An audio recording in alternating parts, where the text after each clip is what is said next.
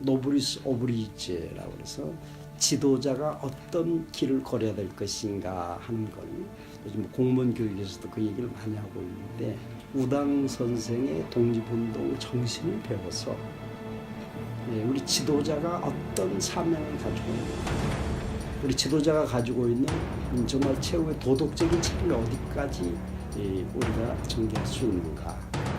고귀한 신분에 따르는 도덕적 의무와 책임, 초기 로마 시대의 왕과 귀족들이 보여준 투철한 도덕의식과 공공정신에서 비롯되었다는 노블레스 오블리주.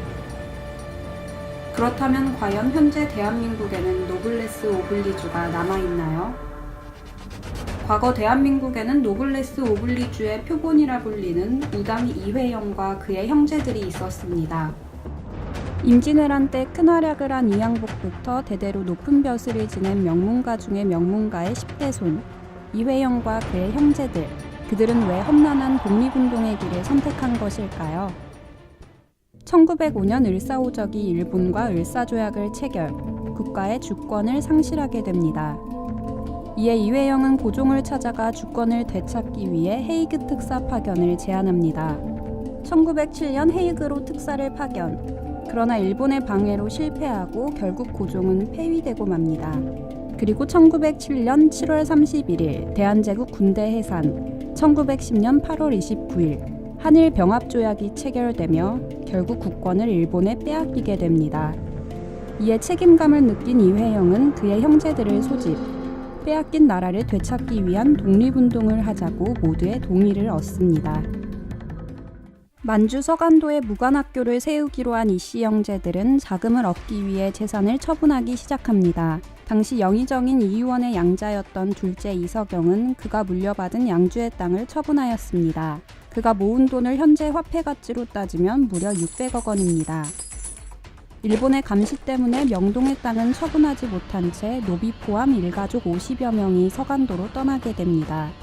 1910년 12월 30일 영하 30도의 혹독한 날씨에 압록강을 건너는데 가족들 중에는 갓난아기도 있었지만 일가족 중 반대하는 사람 없이 모두 찬성하였습니다.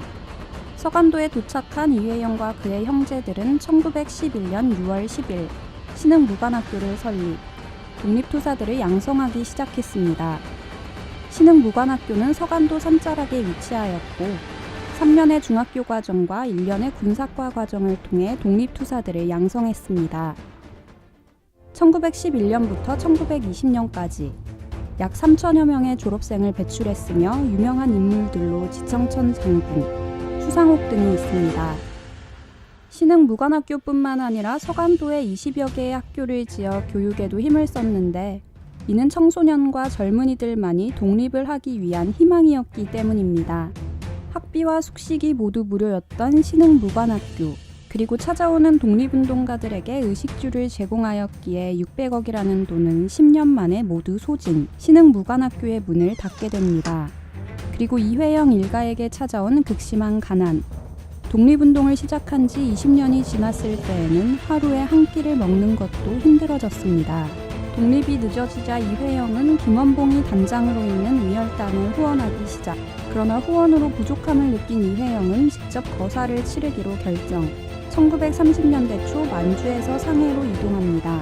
이회영의 부인 이은숙 여사는 독립운동 자금 마련을 위해 국내에 들어와 있었습니다.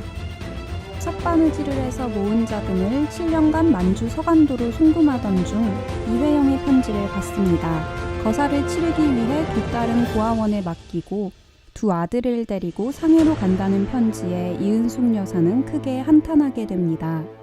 한 발 앞서 거사를 치른 윤봉길 선생의 이야기를 듣게 되고 투쟁만이 독립을 위한 길이라고 깨달은 이회영. 그는 관동군 사령관의 행로에 관한 정보를 입수. 만주로 돌아가 직접 관동군 사령관 처단을 계획하는데 이때 이회영의 나이는 66살이었습니다. 하지만 만주로 떠난 이후 끊긴 소식. 이회영은 행방불명이 되었습니다.